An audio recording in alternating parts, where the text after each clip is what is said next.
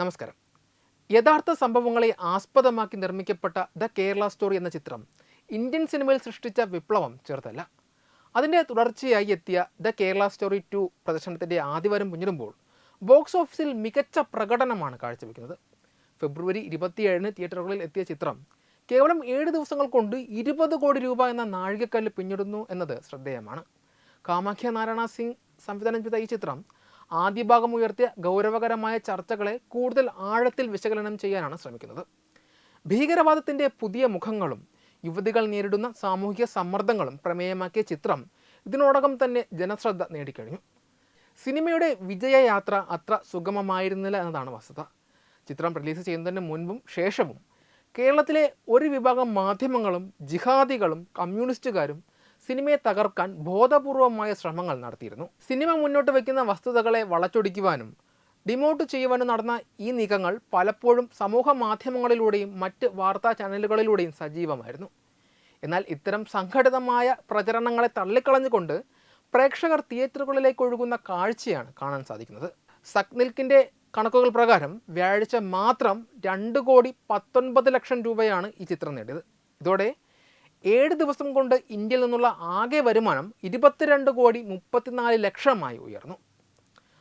ഉൽക്ക ഗുപ്ത, അദിതി ഭാട്ടിയ, ഐശ്വര്യ ഓജ എന്നിവർ പ്രധാന വേഷങ്ങളിലെത്തിയ ചിത്രം ഇന്ത്യയുടെ വിവിധ ഭാഗങ്ങളിൽ നിന്നുള്ള യുവതികളുടെ ജീവിത സാഹചര്യങ്ങളെയാണ് വരച്ചു കാട്ടുന്നത്. സൗഹൃദം, വൈകാരികമായ അരക്ഷിതാവസ്ഥ എന്നിവയ്ക്കൊപ്പം മതപരിവർത്തനം പോലെയുള്ള വിവാദ വിഷയങ്ങളും സിനിമ മുഖ്യധാരയിൽ തന്നെ ചർച്ച ചെയ്യുന്നു. രാത്രികാല ഷോകൾക്ക് അനുഭവപ്പെടുന്ന 12.11% വരുന്ന ഉയർന്ന ഒക്യുപ്പൻസി സൂചിപ്പിക്കുന്നത് നെഗറ്റീവ് ക്യാമ്പയിനുകളെ മറികടന്ന് സിനിമ കാണുവാൻ ആളുകൾ താല്പര്യപ്പെടുന്നു എന്നതാണ്.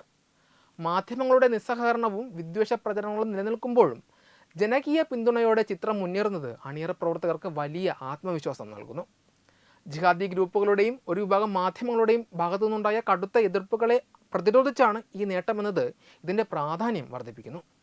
സിനിമ ഉയർത്തുന്ന പ്രമേയങ്ങൾ സമൂഹത്തിലെ ഒരു വലിയ വിഭാഗം ആളുകൾക്കിടയിൽ വലിയ സ്വാധീനം ചെലുത്തുന്നുണ്ട് എന്നതിൻ്റെ തെളിവാണ് ഈ ബോക്സ് ഓഫീസ് കണക്കുകൾ. വരും വാരങ്ങളിലും ചിത്രം കൂടുതൽ വരുമാനം നേടുമെന്നാണ് ട്രേഡ് അനലിസ്റ്റുകൾ വിലയിരുത്തുന്നത്. സത്യസന്ധമായ ആഖ്യാനങ്ങളെ തടയാൻ ശ്രമിക്കുന്നവർക്കുള്ള മറുപടിയായി ഈ ചിത്രത്തിൻ്റെ വിജയം മാറുകയാണ്. മുൻകാലങ്ങളിൽ പുറത്തിറങ്ങിയ ദ കശ്മീർ ഫയൽസ് പോലെയുള്ള സിനിമകൾക്ക് ശേഷം ഇത്തരത്തിലുള്ള പ്രമേയങ്ങൾ കൈകാര്യം ചെയ്യുന്ന ചിത്രങ്ങൾക്ക് വാണിജ്യപരമായി ചെറിയ ഇടിവ് സംഭവിച്ചിരുന്നു. എന്നാൽ ദ കേരള സ്റ്റോറി 2 ആ തകർച്ചയെ അതിജീവിച്ചു എന്നത് ശ്രദ്ധേയമാണ്. ഉത്തരേന്ത്യൻ സംസ്ഥാനങ്ങളിൽ നിന്നുമാണ് ചിത്രത്തിന് വലിയ പിന്തുണ ലഭിക്കുന്നത്. ചിത്രത്തിൻ്റെ ആദ്യ ഭാഗം ദ കേരള സ്റ്റോറി 220 കോടി രൂപ നേടിയതുപോലെ ഒരു കുതിപ്പ് ഈ ചിത്രത്തിന് സാധ്യമാകുമോ എന്നത് ഇപ്പോൾ പറയാനാകില്ല. എങ്കിലും കുറഞ്ഞ നിർമ്മാണ ചെലവിലൊരുക്കിയ സിനിമയായതിനാൽ നിലവിലെ കളക്ഷൻ നിർമ്മാതാക്കൾക്ക് ആശ്വാസം നൽകുന്നതാണ്. വരാനിരിക്കുന്ന വലിയ റിലീസുകളായ ദുരന്തർ 2, ടോക്സിക് എന്നിവ തിയേറ്ററുകളിൽ എത്തുന്ന മാർച്ച് 19 വരെ ദ കേരള സ്റ്റോറി 2-ന് മികച്ച രീതിയിൽ മുന്നേറാൻ സാധിക്കുമെന്നാണ് പ്രതീക്ഷിക്കുന്നത്. വിവാദങ്ങളും നിയമ പോരാട്ടങ്ങളും ഒരു സിനിമയ്ക്ക് നൽകുന്ന പബ്ലിസിറ്റി എത്രത്തോളം വലുതാണെന്ന് ഈ ചിത്രത്തിൻ്റെ കളക്ഷൻ റിപ്പോർട്ടുകൾ ഒരിക്കൽ കൂടി അടിവരയിടുന്നു. ലക്ഷ്യമിട്ട പ്രേക്ഷകരിലേക്ക് കൃത്യമായി എത്തുവാൻ സാധിച്ചാൽ വരും ദിവസങ്ങളിൽ ചിത്രം ബോക്സ് ഓഫീസിൽ സ്ഥിരത പുലർത്തും. ആദ്യ ഭാഗം ഒരു എഡ്യൂക്കേഷണൽ ഫിലിം എന്ന നിലയിൽ പോലും ചിലയിടങ്ങളിൽ സ്വീകരിക്കപ്പെട്ടതുപോലെ രണ്ടാം ഭാഗത്തിനും സമാനമായ സ്വീകാര്യത ലഭിക്കുമോ എന്നാണ് ഇനി കണ്ടറിയേണ്ടത്. നിലവിലെ സാഹചര്യത്തിൽ മാന്യമായ ഒരു തുടക്കം നേടാൻ കഴിഞ്ഞത് ചിത്രത്തിൻ്റെ അണിയറ പ്രവർത്തകർക്ക് വലിയ ആത്മവിശ്വാസമാണ് നൽകുന്നത്. വെബ് ഡെസ്ക് തത്വമൈ TV.